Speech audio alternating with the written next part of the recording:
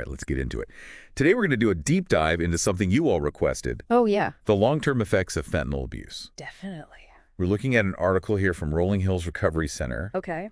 And as you know, they're really at the forefront of, addiction treatment. So Yeah. they offer a pretty unique perspective on this whole thing. For sure. I mean, I think a lot of people know fentanyl is dangerous, but Yeah. this article really goes beyond just the surface level. Like, we hear these crazy stats all the time, like there was a 55.6% surge in synthetic opioid deaths. Yeah, primarily fentanyl. Between 2020 and 2021. Yeah, it's crazy. Yeah, but what does that actually look like for somebody who is, right, caught in the grip of this? Well, to understand that, you have to understand how insidious fentanyl is. Yeah. It's not just strong, it's 100 times more potent than morphine. Wow, that's a lot. And because it's so cheap to produce, dealers will often lace other drugs with it. Right. So someone could think they're taking like a Xanax or an oxycodone, but it could unknowingly be a lethal dose of fentanyl. That's scary, like a hidden danger. Yeah. Yeah, but okay, so beyond just the immediate risk of overdose, right, what are we talking about when we talk about long-term damage? It really is multifaceted. Yeah. Initially, fentanyl, just like other opioids, it binds to those opioid receptors in your brain. Okay. And it floods you with this sense of euphoria, relief. Right. But here's the problem. Your brain adapts and starts to need more and more to achieve that same high. Oh, I see. And so with each hit, you're not just risking overdose, you're also potentially setting yourself up for a whole host of long-term problems. So it's not just about the risk of dying, but it's like the slow deterioration of your health and well-being over time. Yeah, and let's start with your lungs. Okay. Fentanyl is suppressing your central nervous system, so it slows your breathing. But it also messes with your immune response. Oh, wow. Making you very vulnerable to infections. Okay. And respiratory issues like pulmonary edema. And pulmonary edema, remind me what that is. So that's where fluid builds up in your lungs. Oh, okay. And it makes it really hard to breathe. So just imagine struggling for each breath every day. It's a scary thought. That's pretty bleak. And I imagine it's not just physical damage we're talking about either, right? No. Fentanyl, it doesn't just hijack your physical health. Right. It rewires your brain, Okay. impacting your behavior and mental well-being. Okay, so let's unpack that a little bit. Yeah. So what are some of the behavioral changes that somebody might see in like a friend or a family member who's struggling with fentanyl addiction? Well, one of the first things you'll probably notice is a change in their sleep patterns. Oh.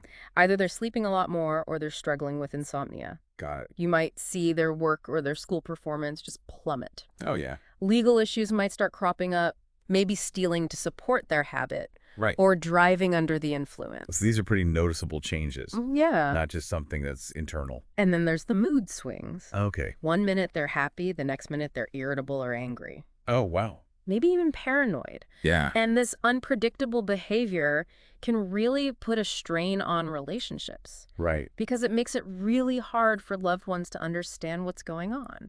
Yeah, it's heartbreaking to think about the ripple effects, Yeah. It's not just the individual who's suffering, but everybody around them. And sadly, the longer that the fentanyl abuse goes on, the more ingrained these behavioral changes become. Oh, wow. Making it even harder to break free. We've been talking about the behavioral changes, but I think we need to go a little deeper into the mental health aspects of this. Oh, absolutely. It's not just mood swings. We're talking serious mental health conditions, right? Yeah, fentanyl throws your brain chemistry totally out of whack. Yeah. It disrupts those neurotransmitters that are responsible for regulating your mood, emotions, cognitive function. Right. And that can trigger things like depression, anxiety, even personality disorders, or worsen pre-existing conditions. See, that's what's so scary about it. Yeah. It's not just people with mental health issues seeking out fentanyl. Right. It's the drug itself can actually cause or exacerbate these problems. And the more you use, the worse it gets. Right. It's just a vicious cycle that can be really hard to break. Yeah. And the withdrawal symptoms alone can be brutal. Oh, yeah. Which really intensifies those mental health struggles. It's like a trap pulling you deeper and deeper. Yeah. And as you try to cope, yeah, you might isolate yourself. Right. Push away your loved ones, withdraw from those healthy activities. Right. Your social circle might shrink to mainly just other users. So on top of the physical and mental toll, you're also losing your support system. Yeah. The very people that can actually help you.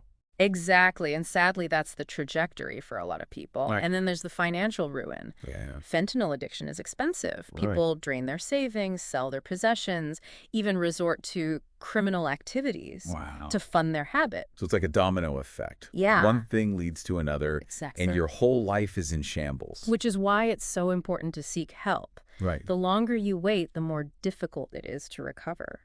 So let's talk about solutions. Yeah. What are the first steps someone should take if they're struggling or if they, love someone who is struggling with this? Well, the most important step is acknowledging there's a problem and seeking help. Yeah. Trying to quit cold turkey with something like fentanyl can be incredibly dangerous. Yeah. Even fatal medical detox under the supervision of, healthcare professionals. Right.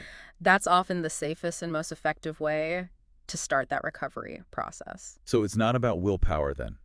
It's about getting the right medical support to manage those intense withdrawal symptoms. It's not about willpower. Yeah. It's about getting the right help. Yeah. And then from there, it's about addressing those underlying psychological and emotional factors that are contributing to the addiction. Exactly. That's where therapy comes in. Okay. So what kind of therapy is most effective for this? Well, there's a few that have shown some real promise. Okay. Cognitive behavioral therapy, or CBT. Okay. This helps people identify and change those negative thought patterns and behaviors that lead to drug use. I see.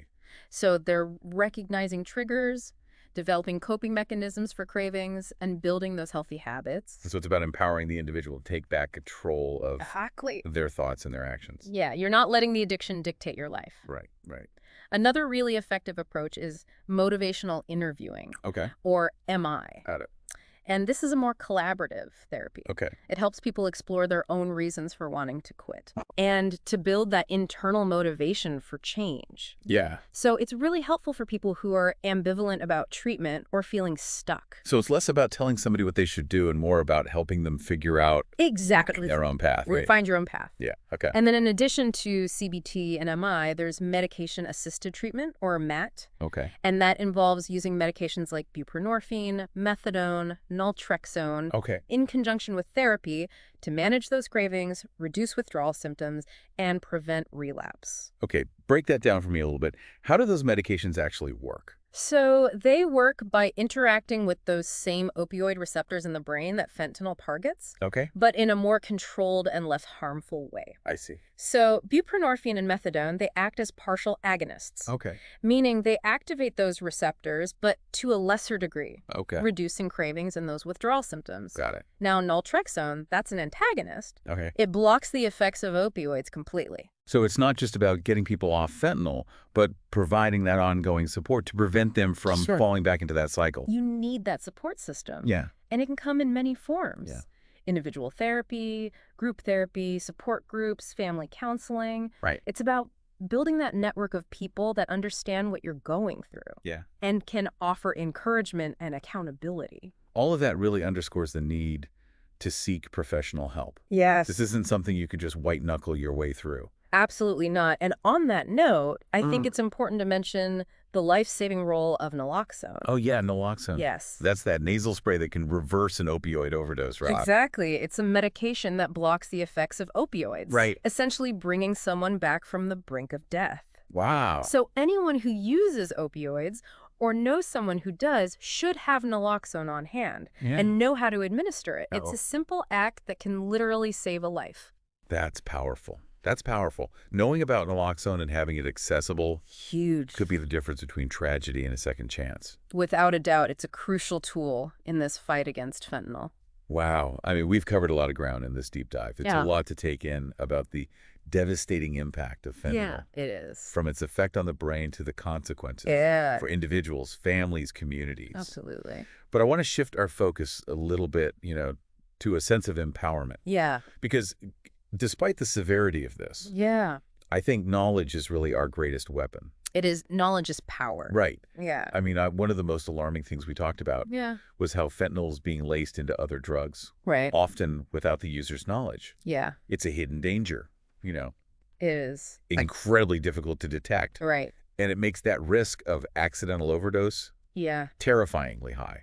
And what's crazy is we're seeing this trend of fentanyl contamination across a wide range of illicit drugs, not just opioids. Wow. So you could think you're buying cocaine or meth, even counterfeit pills. Wow. And unknowingly be ingesting a lethal dose of fentanyl. So it's not even just about avoiding opioids anymore. No. It's about recognizing that almost any street drug could potentially be laced with this stuff. Exactly. It's a game changer. Education and awareness are just crucial. Yeah. We got to dispel that myth Yeah. that this is just a problem for certain demographics or, Right. People with addiction issues. Right. Yeah. Fentanyl doesn't discriminate. Yeah. It affects everybody. Right. Regardless of your age, your background, your drug use history.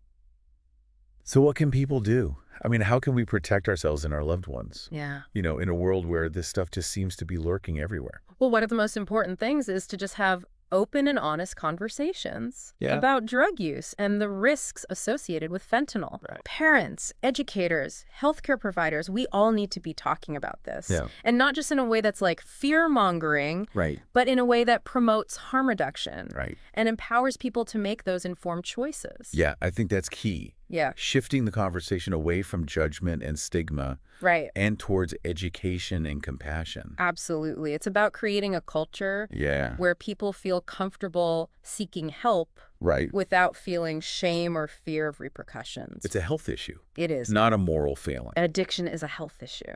And it should be treated with the same care and understanding as any other medical condition. Could not agree more. Right. And we need to make sure that access to treatment and harm reduction resources is available to everyone who needs it. Absolutely. Regardless of their financial situation or insurance coverage. For sure. And we can't forget about naloxone. Yes, naloxone. Right, in those overdose situations. It can literally mean the difference between life and death.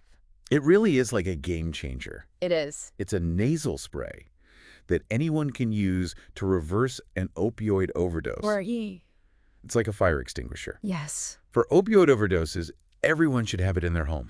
Everyone should have it. Just in case. Couldn't agree more. And we need to advocate for wider distribution. Yes. Making it available in schools, community centers, public spaces, anywhere where an overdose might occur. Absolutely.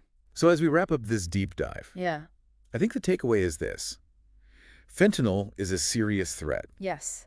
But we're not powerless against it. We are not. By staying informed, being compassionate, advocating for change, we can create a safer and healthier future. Absolutely. For ourselves and our communities. And remember, you don't have to be an expert to make a difference. Right. Even small actions, like talking to your family about fentanyl, sharing reliable information, supporting harm reduction initiatives. All of those things can have a ripple effect.